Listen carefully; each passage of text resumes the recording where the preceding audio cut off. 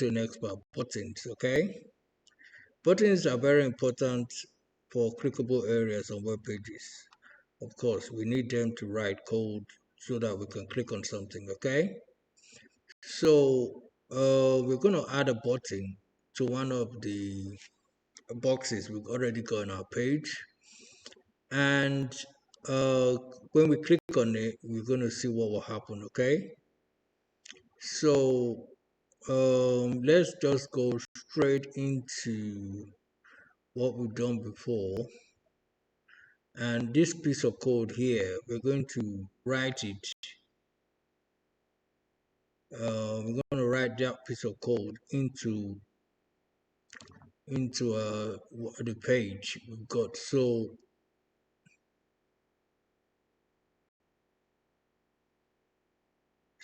let's just say we're going to copy this.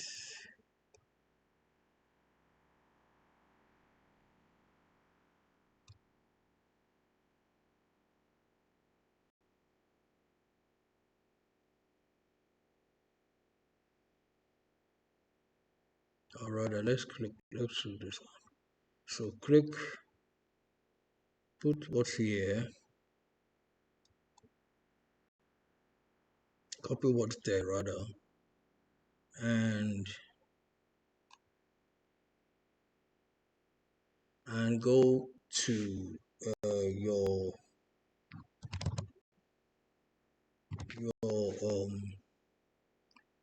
the bracket page that we already have there, and inside one of the boxes that you created, that is the th boxes. So the red one, give it a space, and then just add that one and let's see what happens. Paste that button into it, and save it. Should see an error. I just want to show you what happens.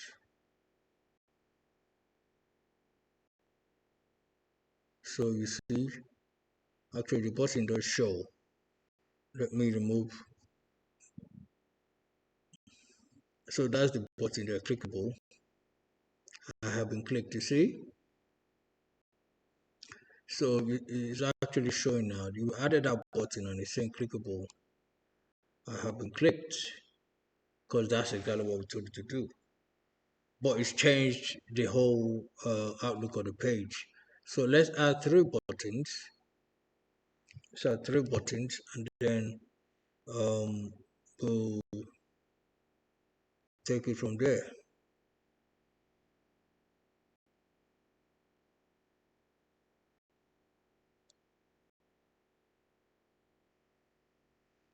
Okay, so we have now got our inline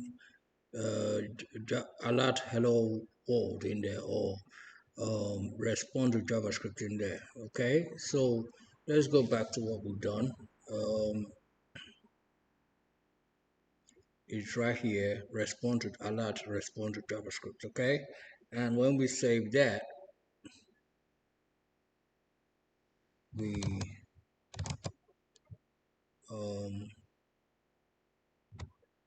when we save that, we get to see what we've done here. Refresh. See, respond to JavaScript show straight away. Okay, so that's done on that one. Ignore the error messages talking about there. I will show that to you later on. So the next thing we want to do is go on to the next one, which is the button, which is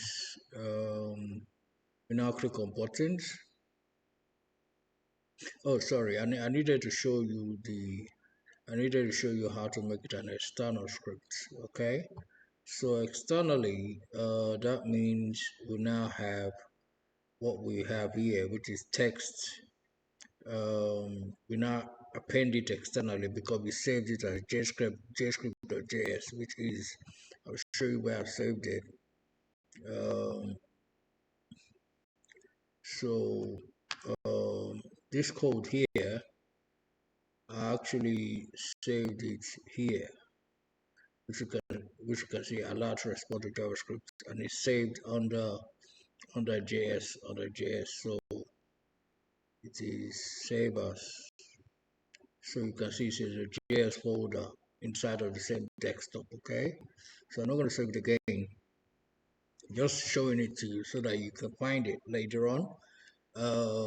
When you now have to, let's go back here now. You now want to make it an external one, so you now put source,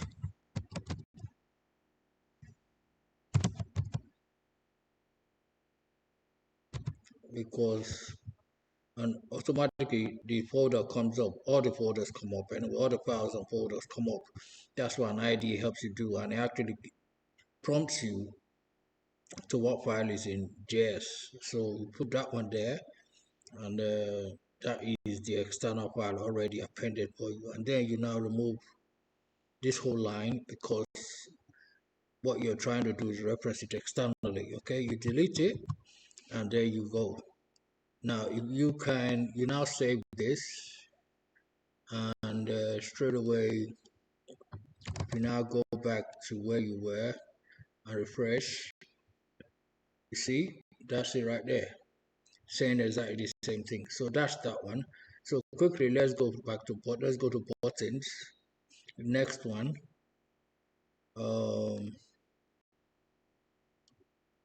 okay, yeah, this is buttons. So this line here is what we want to now copy and place inside of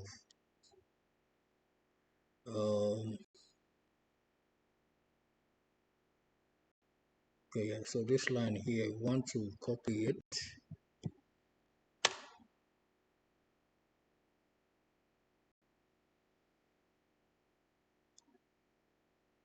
and place it inside of our table, inside of one of the table cells we created earlier in the CSS, and we're going to put it in here.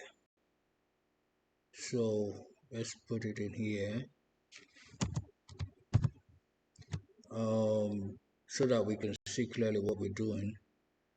Let's give it a space. So,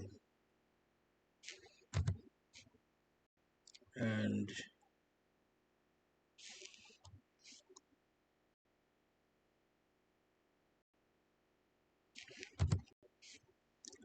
okay, so you can see clearly what we're doing here. So let's put on the same line.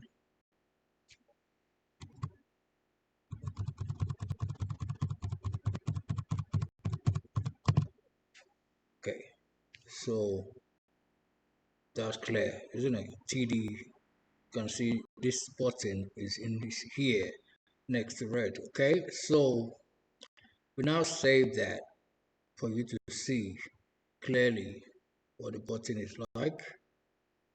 So you save this now, go back to where we were before, and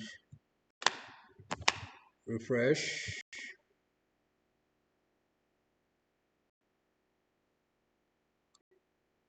and you can see clickable is now there. Okay, now it's spaced differently, but you can see this button is now there, clickable. Okay, when you click it, it says I've just been clicked. So that's an example of a button. But now to make it equidistant, we're going to add clickable to all. We're going to add that button to all of them, like so. So here you also give it a space like so, and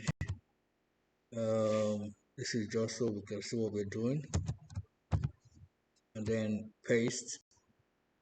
Okay, on this next one, the same thing for blue.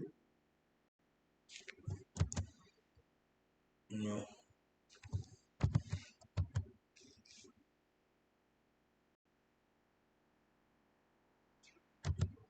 And then we got three TDs there. You can see clickable, clickable, three buttons clearly spaced out for you to see. Okay, just so you want to see clearly more, you add another tab there, so it is now clearer. Okay, so now you refresh. You save, and you refresh, and when you refresh here now, you can now see it is now equidistant with all of them. Okay, so that's the button part of it. I've shown you how to make it clickable. Okay, I've just been clicked, I've just been clicked, I've just been clicked. I could make them different. If I say red button clicked, green button clicked, blue button clicked, it will say so the same thing. So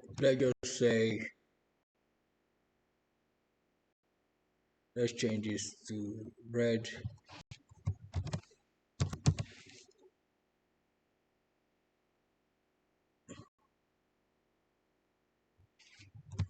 green, this one is blue. Okay, so we can tell which one is clicked. Save and go back here, fresh, and click on this. Red just been clicked. Click on this, click OK. Click on this, green has just been clicked. Click OK. Click on this, blue has just been clicked. So I hope that you find that you've just started learning how to program with JavaScript. Okay. So that's that one. The next chapter, or rather the next lesson, next module is changing web content. So for now, let's just take a stop here. The next one will continue. We'll be changing web content. Okay. All right. Now.